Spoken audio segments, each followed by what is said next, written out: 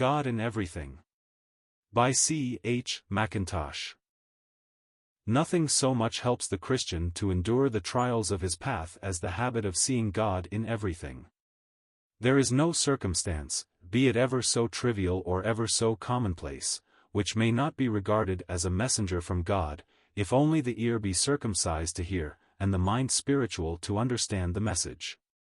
If we lose sight of this valuable truth, life, in many instances at least, will be but a dull monotony, presenting nothing beyond the most ordinary circumstances.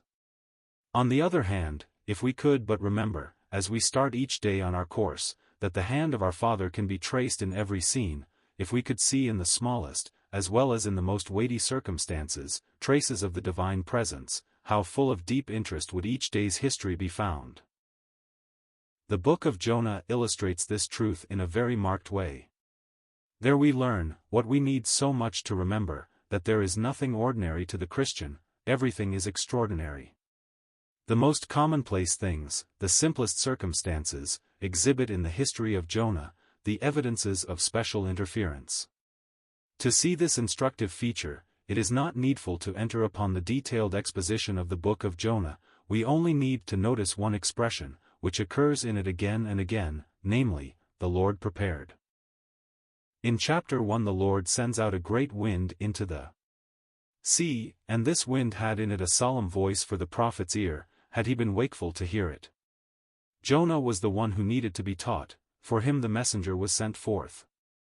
The poor pagan mariners, no doubt, had often encountered a storm, to them it was nothing new, nothing special, nothing but what fell to the common lot of seamen, yet it was special and extraordinary for one individual on board, though that one was asleep in the sides of the ship. In vain did the sailors seek to counteract the storm, nothing would avail until the Lord's message had reached the ears of him to whom it was sent. Following Jonah a little further, we perceive another instance of what we may term God in everything.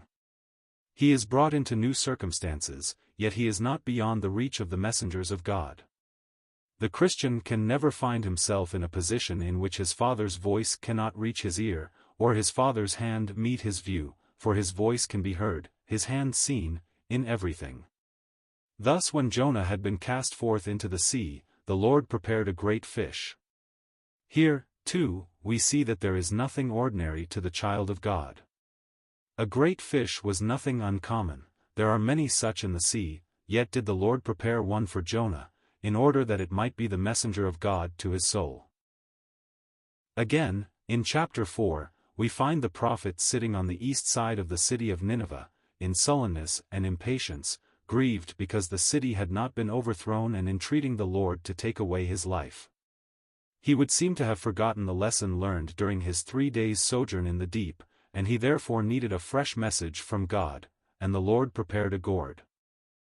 This is very instructive. There was surely nothing uncommon in the mere circumstance of a gourd, other men might see 1,000 gourds, and, moreover, might sit beneath their shade, and yet see nothing extraordinary in them. But Jonah's gourd exhibited traces of the hand of God, and forms a link, an important link, in the chain of circumstances through which, according to the design of God, the prophet was passing. The gourd now, like the great fish before, though very different in its kind, was the messenger of God to his soul. So Jonah was exceeding glad of the gourd. He had before longed to depart, but his longing was more the result of impatience and chagrin, than of holy desire to depart and be at rest forever. It was the painfulness of the present, rather than the happiness of the future that made him wish to be gone. This is often the case. We are frequently anxious to get away from present pressure, but if the pressure were removed, the longing would cease. If we longed for the coming of Jesus, and the glory of his blessed presence, circumstances would make no difference, we should then long as ardently to get away from those of pressure and sorrow. Jonah, while he sat beneath the shadow of the gourd, thought not of departing, and the very fact of his being exceeding glad of the gourd proved how much he needed that special messenger from the Lord. It served to make manifest the true condition of his soul, when he uttered the words, "Take, I beseech thee, my life from me, for it is better for me to die than to live." The Lord can make even a gourd the instrument for developing the secrets of the human heart. Truly the Christian can say, God is in everything. The tempest roars, and the voice of God is heard, a gourd springs up in silence, and the hand of God is seen. Yet the gourd was but a link in the chain, for the Lord prepared a worm, and this worm, trifling as it was when viewed in the light of an instrument, was, nevertheless, as much the divine agent as was the great wind, or the great fish. A worm, when used by God, can do wonders. It withered Jonah's gourd, and taught him, as it teaches us, a solemn lesson. True, it was only an insignificant agent, the efficacy of which depended upon its conjunction with others, but this only illustrates the more strikingly the greatness of our Father's mind. He can prepare a worm, and he can prepare a vehement east wind, and make them both, though so unlike, conducive to his great designs. In a word, the spiritual mind sees God in everything. The worm, the whale, and the tempest, all are instruments in his hand. The most insignificant, as well as the most splendid agents, further his ends. The east wind would not have proved effectual, though it had been ever so vehement, had not the worm first done its appointed work. How striking is all this! Who would have thought that a worm and an east wind could be joint agents in doing a work of God? Yet so it was. Great and small are only terms in use among men, and cannot apply to him who humbles himself to behold the things that are in heaven, as well as the things that are on earth. They are all alike to him who sits on the circle of the earth. Jehovah can tell the number of the stars, and while he does so he can take knowledge of a falling sparrow. He can make the whirlwind his chariot, and a broken heart his dwelling place. Nothing is great or small with God.